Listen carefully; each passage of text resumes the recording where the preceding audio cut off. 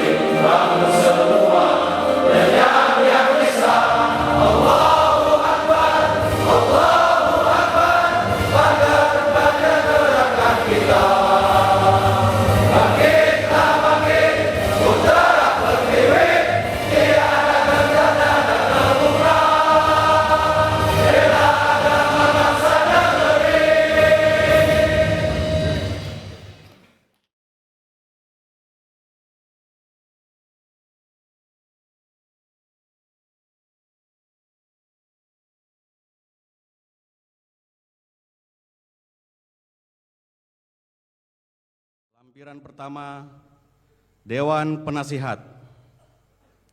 Ketua, Dr. Haji Doni Ahmad Munir, STMM. Sekretaris, Haji Deni Ahmad Haidar. Anggota, Dr. Haji Muhammad Nur Zaman, Haji Ahmad Syarif Munawi, SEME MSc, Haji Dedi Mulyadi, Dr. Haji Cucun Samsurizal, Dr. Haji Tubagus Aceh Hasan Zazili, Profesor Dr. Muhammad Ali Ramdhani, Profesor Dr. Haji Rosihon Anwar, Profesor Dr. Haji Aan Jelani MAG, Haji Aceng Amrullah, Profesor Dr. Haji Ali Anwar, Dr. Andes Haji Ajam Mustajam MSI, Dr. Andes Haji Nukman Abdul Hakim, Dr. Kiai Haji Anang Johorudin, Kiai Haji Habib Syarif Muhammad Ali Drus, Haji Johan Johari Anwari, Haji Pepep Saiful Hidayat, Haji Saiful Huda, Dr. Insinyur Abdus Syakur Amin, Dr. Haji Dian Rahmat, Dr. Haji Supriyana MB, Haji Komarudin Taher, Haji Iwan Alamsyah, Haji Henry Kurniawan, Haji Zaini Sofari, Haji Aceng Malki T. Mimar, Profesor Dr. Muradi, Kiai Haji Arif Ismail Khoas, Dr. Andus Haji Imron Rosadi MAG, Jainuddin SPD, Rajif, Haji Dadang Supriyatna, Dr.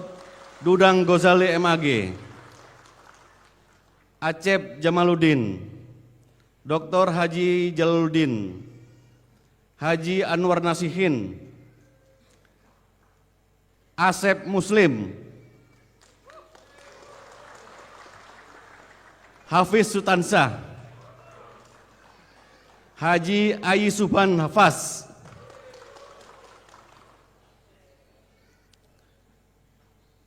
susunan pengurus harian pimpinan wilayah Gerakan Pemuda Ansor.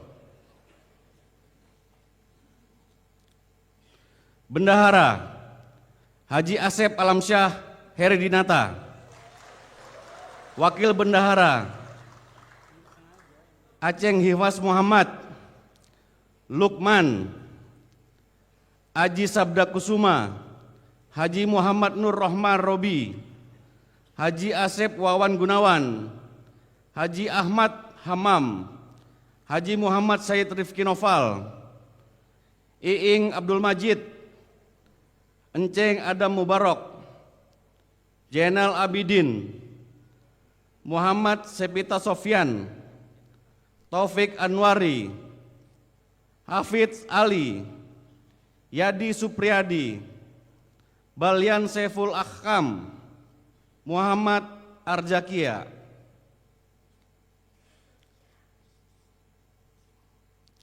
Sekretaris, Haji Edi Rusyandi.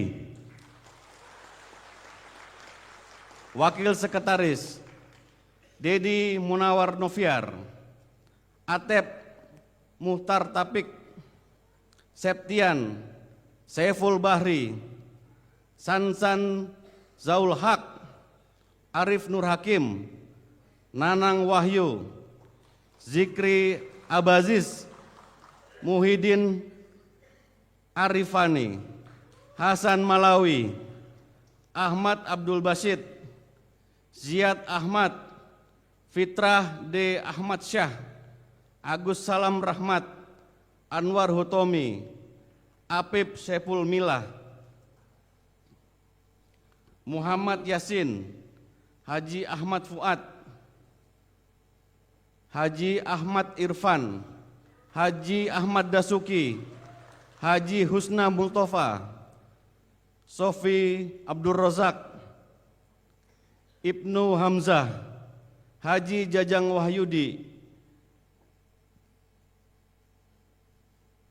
Pamuji Rudiarto, Asep Muhammad Ali Nurdin, Ujang Miftahuddin, Abi Hasbi Ramadan, Ujang Mutakin, Haji Ahmad Amin, Dodi Manulung, Haji Abdul Hamid, Asep Muhammad Hilmi, Opik Taufikul Haq, Pengku Bina Muhammad Firman, Faisal Hasbullah.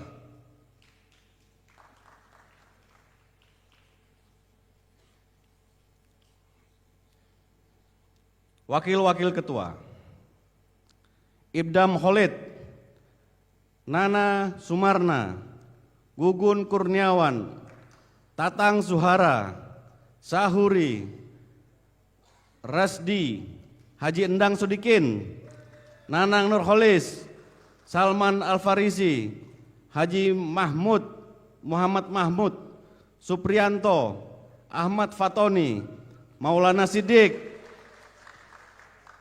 Miftahul Fatah, A.A. Abdul Razak, Abdul Qadir, Haji Riki Asgaf, Muhammad Fatoni, Haji Rijallah Lukman Al-Farabi, Haji Nasrullah Jamaluddin, Muhammad Jupri,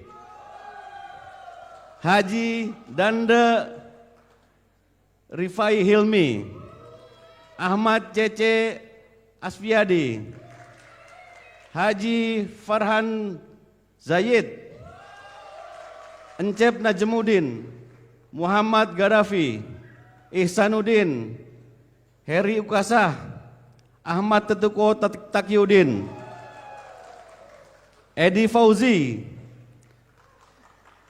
Haji Abdullah Nawawi, Kiai Haji Enceng Hilman Umar, Haji Yayan Bunyamin, Haji Yudi Nur Cahyadi, Jalaluddin, Haji Agus Jailani, Hasan Basri. Ketua Haji Subhan Fahmi.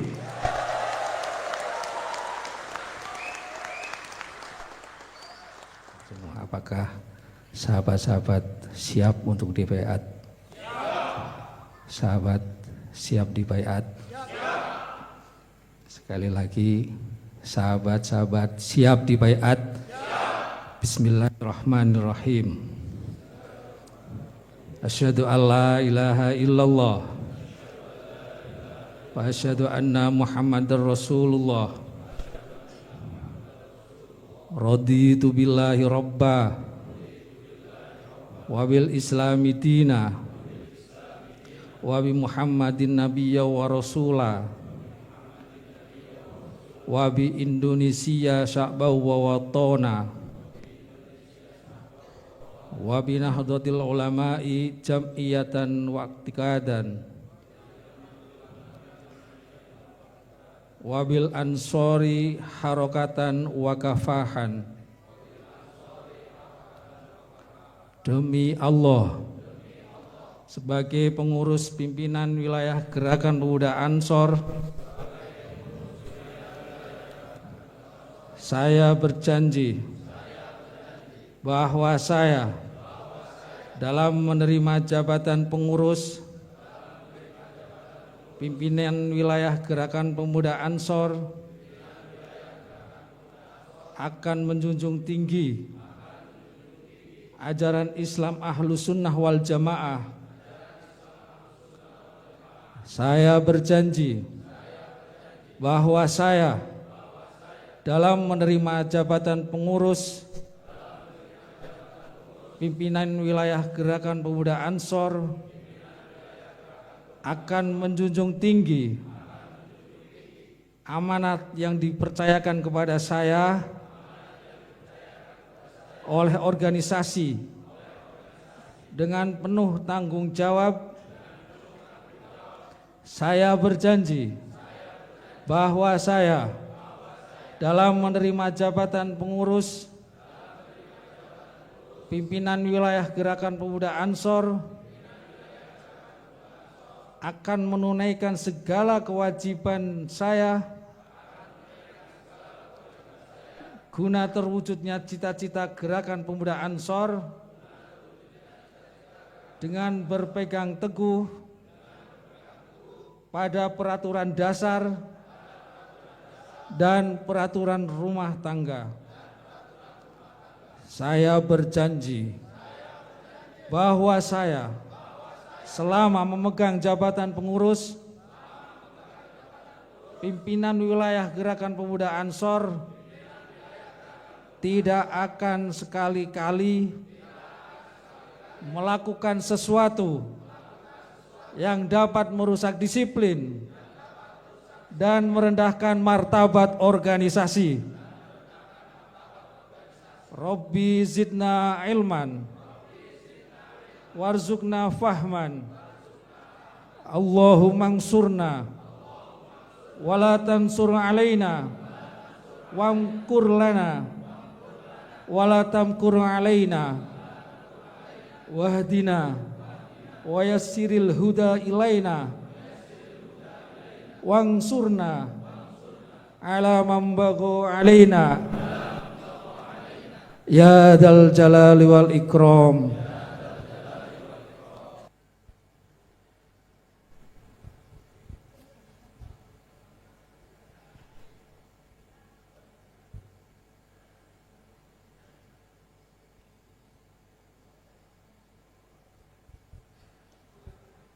Bapak Ibu sekalian, Indonesia hari ini benar-benar butuh sekali kehadiran sahabat-sahabat dari GP Ansor yang bisa memberikan kontribusi besar bagaimana sejarah panjang Ansor sejak kemerdekaan bahkan sampai sekarang membina kaum muda di Indonesia dan tokoh-tokoh besar yang lahir dari Gerakan Pemuda Ansor termasuk di Jawa Barat ini.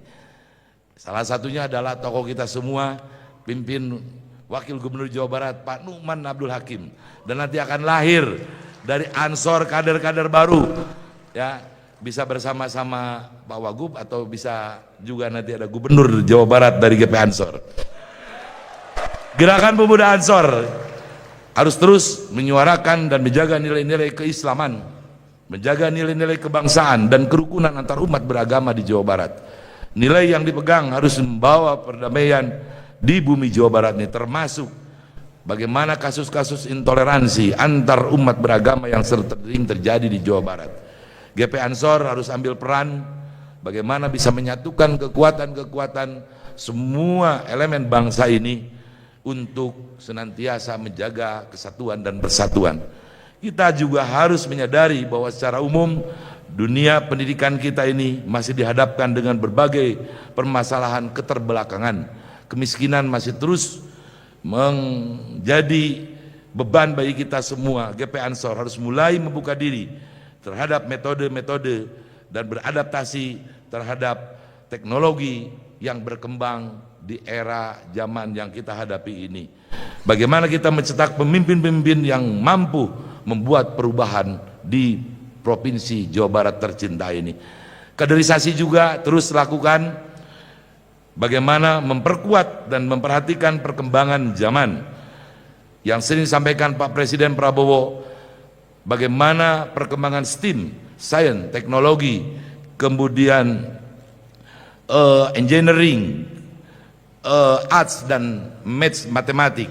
Kita harus mampu mengadaptasi, masuk menjadi ahli dalam berbagai sisi kehidupan yang sering disampaikan oleh Bapak Presiden. Harapan ke depan, Gerakan Pemuda Ansor Jawa Barat menjadi organisasi yang tidak hanya eksis tetapi juga berdampak nyata dalam meningkatkan kesejahteraan masyarakat dan selalu menjadi terdepan penjaga keutuhan negara kesatuan Republik Indonesia. Selamat kepada seluruh pengurus Gerakan Pemuda Ansor. Mari di sini hadir dari eksekutif, ada Pak Wagub di sini, sahabat-sahabat dari legislatif hadir. Kita bersinergi untuk terus mendukung pembinaan adik-adik kita, semua para pemuda, terutama yang tergabung dalam gerakan pemuda Ansor di Provinsi Jawa Barat yang ada di kabupatennya masing-masing. Percayalah, saya beserta seluruh pengurus yang hari ini dilantik tidak akan pernah sedikit pun bergeser dari komitmen, dari niat baik dan peta jalan yang telah dirintis oleh sahabat-sahabat pendahulu kita. Luhung ku ilmu, jembar ku pangabisa, wiwaha rea pangaboga. Tema inaugurasi Ansor Jawa Barat hari ini adalah sikap, komitmen, serta manifestasi dari sejatinya Ansor. Sebagaimana namanya, Ansor adalah penolong, dan syarat menjadi penolong adalah kita tidak boleh menjadi kaum yang lemah. Menjadi kaum penolong, kita harus menjadi kaum yang kuat. Kudu sagalanya ho, salagala boga, tur sagala bisa. Karena moal mungkin bisa nulungan jelema anu teu boga mun urangna jadi jelema teu boga. Moal mungkin urang jadi jelema anu teu mere nyaho lamun urangna lain bagian tina jelema anu pinter. Jeung tangtu urang moal bisa mere mangpaat ka sasama lamun urang jadi bagian anu teu bisa nanaon. Hal ini tentunya selaras dengan visi besar Ketua Umum Gus Adin Jauharudin. Ansor masa depan bisa bisnis, ekonomi, inovasi, dan teknologi informasi, sumber daya manusia dan anak muda. Ansor bisa dalam tafsiran saya merupakan kesatuan utuh yang tidak bisa dipisahkan dan merupakan jawaban bagaimana Ansor memantapkan dirinya menjawab tantangan dan kemajuan zaman. Saya tertarik dengan pidato Ketua Umum perihal bagaimana kader Ansor Jawa Barat harus melakukan apa yang dikatakan Ketua Umum sebagai quantum leap. Kader Ansor Jabar dalam pandangan Ketua Umum dan saya yakin betul ternyata menjadi kader Ansor Jawa Barat hari ini tidak cukup hanya berjalan, tidak cukup hanya berlari, tetapi kader Ansor Jawa Barat harus melakukan lompatan, harus melakukan loncatan kemajuan. Kalaulah berlari, kalaulah berjalan merupakan kelemahan, apalagi kalau hari ini kita hanya diam, tentu itu bukan hanya kelemahan, tapi itu pasti kita akan menjadi kaum yang kalah dan kalah. Menjadi Ketua Ansor Jawa Barat bukan merupakan tugas yang mudah, tetapi ini merupakan tugas yang maha berat. Hal ini tidak terlepas dari jejak para pendiri yang telah meletakkan dasar-dasar yang luar biasa dan tentunya di atas batas standar. Oleh karena itu, dengan momentum inaugurasi ini, saya ingin mempersembahkan Ansor Jabar, tuan rumah Ansor of Excellence. Siapa kita? NKRI, Nusantara, Pancasila, Aswaja, Ansor Banser, Ansor Banser, Ansor masa depan, Ansor masa depan, Ansor masa depan. Tidak ada kebaikan sama sekali apa yang kita bicarakan, apa yang kita diskusikan, kecuali membicarakan bagaimana memberikan kebaikan berupa melihat bagaimana kondisi sosial masyarakat di Jawa Barat. Kemudian yang kedua, berbuat baik. Berbuat baik itu baik masalah pendidikan, kesehatan, dan lain sebagainya. Ini yang perlu kita bicarakan, didiskusikan, dan tentu disampaikan kepada yang punya amanat dari rakyat Jawa Barat. Kemudian yang ketiga adalah islahim bainan nas. Bagaimana kita mampu, Nahdlatul Ulama, Gerakan Muda Ansor mampu mendamaikan di antara para pihak yang sedang tidak baik-baik saja. Maka barang siapa yang mampu melaksanakan tiga hal tadi, tujuannya tidak lain hanya ibtigha amradatillah, hanya mencari keridhaan Allah, fasofa nu'tihi ajran azim, maka dia akan mendapatkan kebahagiaan, kesuksesan yang sangat luar biasa. Saat ini kita cukup prihatin di Jawa Barat, intoleransi terhadap agama cukup tinggi. Saya berharap dengan kepengurusan PW GP Ansor Jawa Barat yang baru di bawah kepemimpinan sahabat saya, oh tadi sempat gak ini ya, Kang Subhan Fahmi, sahabat saya, Ketua DPW GP Ansor Jawa Barat beserta seluruh jajaran. Saya percaya dan yakin bahwa kepemimpinan Kang Subhan GP Ansor Jawa Barat akan lebih mewarnai pembangunan di Jawa Barat, sehingga masyarakat Jawa Barat betul-betul istimewa, masyarakat Jawa Barat betul-betul sejahtera. Ini adalah generasi hebat ke depan. Tinggal begitu dipoles sedikit, diramu sedikit, jadi barang ini saya bilang. Nah, sahabat-sahabat sekalian, tadi saya ingin beberapa kalimat-kalimat motivasi ya. Pertama adalah saya teringat bahwa di masa musim kerajaan, 3 fase kerajaan Tiongkok itu ada satu ahli strategi namanya Zhuge Liang. Dia berkata bahwa pemimpin yang hebat adalah yang mampu menginspirasi orang lain dan tanpa kata-kata. Nah, jadi kalau sudah menjadi pemimpin, kurangi kata-kata, lalu perbanyaklah bekerja. Apalagi bermedsos ya. Kemudian yang kedua adalah kepemimpinan adalah seni membimbing orang melalui ketidakpastian. Yang ketiga adalah hidup adalah seperti berlayar. Kau tak bisa mengendalikan angin, tetapi kau bisa mengatur layarmu. Para pelaut sejati tidak pernah takut pada luasnya samudra. Mereka menjadikannya rumah dan arena perjuangan. Yang terakhir adalah kapal perang tidak diciptakan untuk berlindung di pelabuhan, tapi lahir untuk menghadapi gelombang dan musuh. Sahabat-sahabat sekalian, sederhana adalah organisasi itu akan terus hidup sepanjang kemudian organisasi masih punya harapan. Maka kalau ada satu pimpinan wilayah, lalu kemudian 100 orang misalnya pengurus pimpinan wilayah, maka dia mewakili jutaan kader Ansor yang ada di seluruh Jawa Barat. Jutaan kader harapannya berkumpul menjadi satu di bawah kepengurusan pimpinan wilayah. Maka selama ada harapan, selama itu pula organisasi akan hidup. Selama tidak ada harapan, maka organisasi hanya papan nama. Jika buntu, datanglah ke Bekasi, banyak harapan di sana. Ada harapan indah, Ajo Udung Harapan. Sahabat-sahabat sekalian, saya merefleksikan satu hal, ini bagi sahabat-sahabat sekalian ya, tentang 3 gelombang generasi Ansor. Bahwa kalau saya refleksikan hari ini, kita masuki gelombang fase ketiga generasi Ansor di seluruh Indonesia.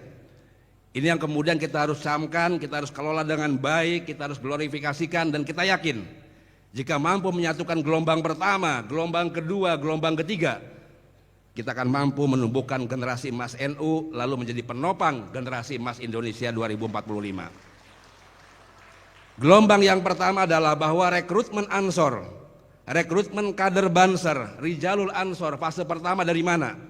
Itu adalah dari kalangan para santri. Dari kalangan para santri, mereka yang alumni pesantren, mereka yang dulunya IPNU, IPPNU, PMII, ada sedikit kemudian teman-teman juga HMI, Gemeni segala macam. Mereka adalah para santri yang kemudian menjadi gerbong pertama, menjadi entitas kader Gerakan Pemuda Ansor. Itulah gelombang pertama. Lalu kemudian kita melihat pasca reformasi. Kita mulai melihat gelombang kedua, di mana kumpulnya para teknokrat menjadi bagian dari Gerakan Pemuda Ansor. Di situ kemudian berkumpul orang-orang cerdik pandai, sahabat-sahabat di luar negeri yang anak-anak muda NU, lalu para pejabat, banyak kader-kader yang menjadi bagian dari partai politik masuk Ansor. kemudian birokrat. Inilah gelombang kedua yang namanya gelombang teknokrat masuk dalam organisasi Ansor. Maka kemudian dari dua gelombang itu, kalau gelombang pertama akhirnya masuk, tersadarkan para santri, lalu memimpin berbagai macam segmen, kelompok, jabatan-jabatan publik, hari ini kita bisa lihat. Lalu yang kedua, gelombang teknokrat masuk dalam diri Ansor, hari ini sahabat-sahabat banyak menjadi legislatif, banyak menjadi kepala daerah, banyak menjadi pimpinan partai politik di seluruh Indonesia. Maka hari ini kemudian saya katakan bahwa kita masuk gelombang yang ketiga, gelombang di mana anak-anak NU yang punya produk ekonomi, yang menjadi pengusaha, yang menjadi pelaku usaha, mereka menjadi bagian besar dari pergerakan generasi muda Ansor Masakil ke depan. Maka kemudian kalau kita menghimpun tiga kekuatan ini, generasi santri gelombang pertama, generasi teknokrat gelombang kedua, ditambah kemudian generasi yang ketiga, anak-anak muda NU yang punya kekuatan ekonomi, kalau dikelola dengan baik secara betul, maka akan menjadi bahan baku dan bahan jadi bagi NU emas ke depan dan Indonesia emas ke depan. Maka kemudian pertanyaannya, ada satu kekhawatiran sekaligus menggelitik, bisakah kemudian organisasi membangun kekuatan ekonomi kalau secara trajektori, secara portofolio memang belum ada? Kalaupun pernah tumbuh, hilang, tumbuh, hilang, tumbuh, hilang. Di kita banyak munculnya sumber-sumber ekonomi karena usaha individu atau usaha lembaga pendidikan atau alumni pesantren, itu banyak. Tapi yang harus kita buktikan adalah bahwa apapun yang kita yakini, yang kita niati, tidak ada yang mustahil. Sepanjang kemudian dari struktur yang tertinggi sampai bawah iramanya sama, satu komando, bahasanya sama, yaitu untuk membangun kekuatan ekonomi dari kader dan organisasi. Maka betul tadi kata sahabat ketua PW, yakin gak sahabat-sahabat sekalian? Maka jangankan sahabat-sahabat, ayah orang yang pertama sangat yakin bahwa Ansor selama 5 tahun ke depan, 4 tahun ke depan, kita bisa bangun berbagai macam produk-produk ekonomi, lahirlah kelas menengah baru dari sahabat-sahabat Ansor ke depan. Tugas saya adalah membentuk kelas menengah baru. Bagaimana kelas menengah dari pinggiran, bagaimana kelas Ansor dari pinggiran menjadi pelan-pelan menjadi kelas menengah, lalu menjadi kelompok atas. Yakinkah? Saya yakin 1000%. Yang penting adalah ketua umum, jajaran, ketua wilayah terus-menerus belajar soal formulasi ekonomi yang pas bagi kader, bagi kondisi daerah yang berbeda-beda, bagi struktur. Inilah yang kemudian sahabat-sahabat sekalian, bahwa selama setahun kita membangun, mencari cara, mencari terobosan, mencari model, lalu kemudian muncullah istilah bisa. Maka Ansor masa depan adalah sebuah generasi di mana kita ingin melahirkan generasi yang terdidik, generasi yang cerdas, juga generasi yang sehat, juga generasi yang sejahtera. Itu yang ingin kita wujudkan. Sahabat-sahabat sekalian, kalau tadi saya bilang ada 3 gelombang generasi di Ansor, maka gelombang yang pertama, generasi santri, kita sebut sebagai generasinya Nahdlatul Wathon, di mana rekrutmen sebagian besar kader-kader Ansor itu dari santri maupun alumni banom-banom yang ada di NU. Lalu kemudian kita masuk kepada generasi yang kedua, teknokrat. Itu adalah generasinya Taswirul Afkar. Maka saya katakan kita masuk generasi yang ketiga adalah generasinya Nahdlatul Tujar. Ini yang mau saya bangun. Itulah mimpi menurut tafsir saya para pendiri NU, bahwa NU ketika berdiri tahun 26 itu adalah mimpi dari 3 portofolio, 3 trajektori. Bagaimana menjadi kader NU itu adalah menjadi kader yang terdidik, kader yang profesional, dan kader yang punya produktivitas di bidang ekonomi. Sahabat-sahabat sekalian, oleh karena itu mimpi ini terus kita bangun. Saya orang yang sudah pengalaman bertahun-tahun di organisasi, dan saya terima kasih kepada sahabat Jawa Barat. Ini bukan daerah luar bagi saya, ini adalah saudara saya, karena saya pun dari Cirebon, saya pun bahasa Sunda, cuman karena lama di Jakarta jadi kadang-kadang lupa-lupa, kadang campur-campur. Nah, begitupun dulu ketika saya menjadi ketua umum PMII, maka konsolidator terbesar itu dari Jawa Barat. Ada sahabat Opik, Dewan sekarang. Nah, kemudian ada Kang Zain dan segala macam. Nah, jadi saya meyakini satu hal, bahwa pasti kita mampu. Oleh karena itu konstruksi yang kita bangun adalah, pertama tentu memang berat. Maka kemudian ini saya mengajak pada hal-hal yang serius.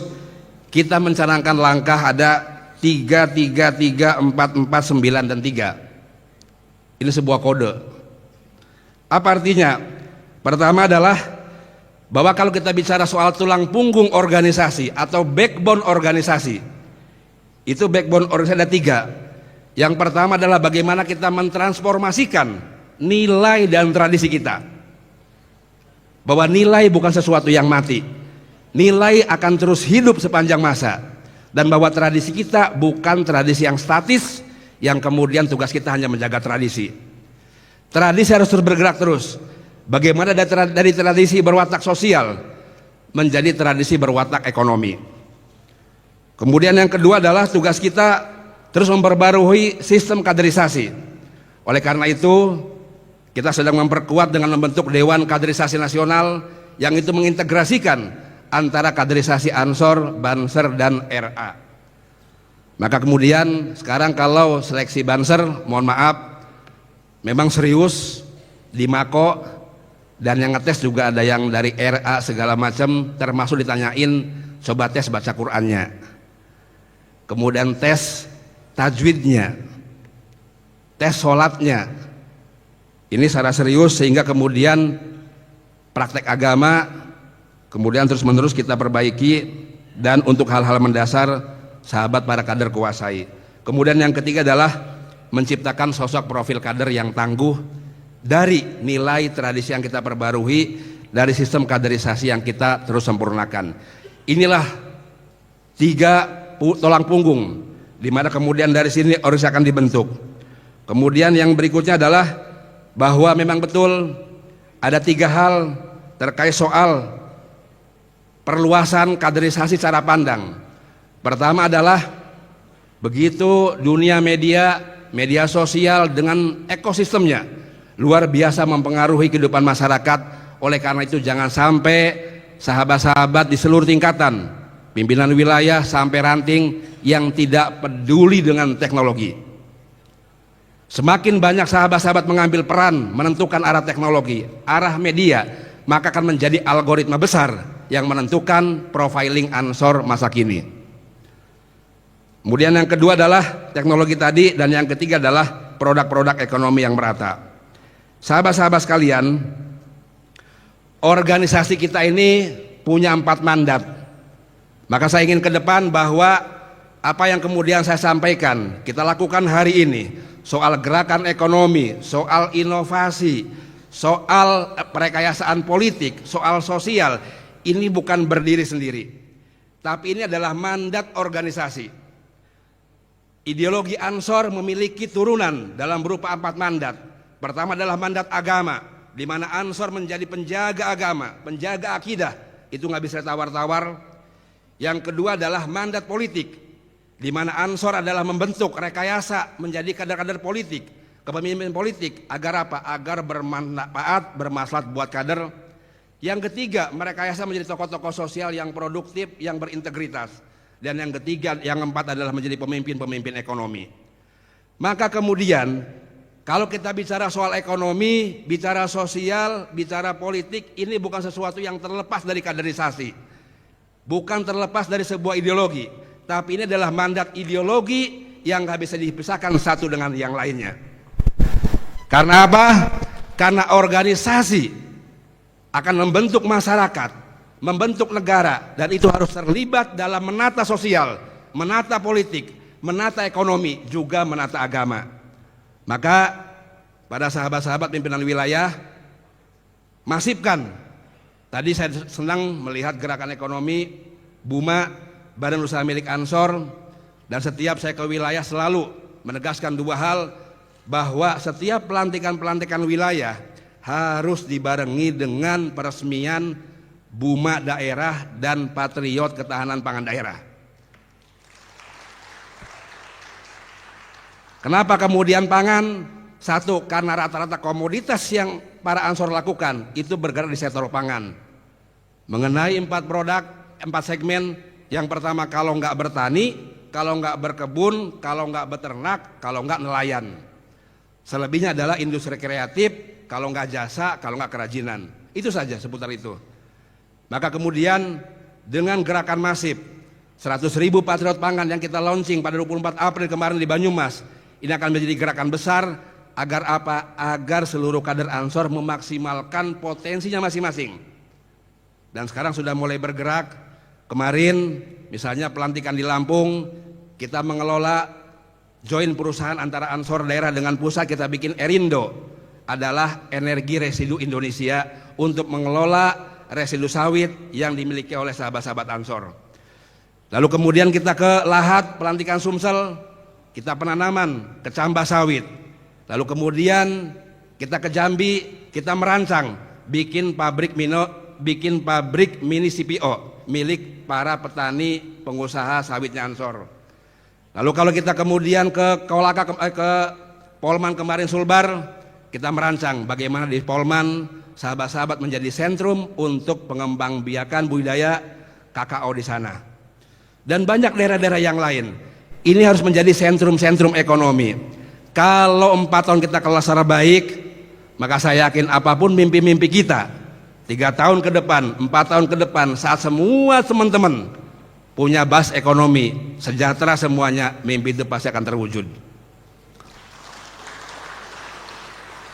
Inilah PR kita bersama sahabat-sahabat sekalian. Oleh karena itu, karena Jawa Barat, DKI Banten menjadi tulang punggung Ansor Pusat, saya harapkan nanti ada yang lebih maksimal.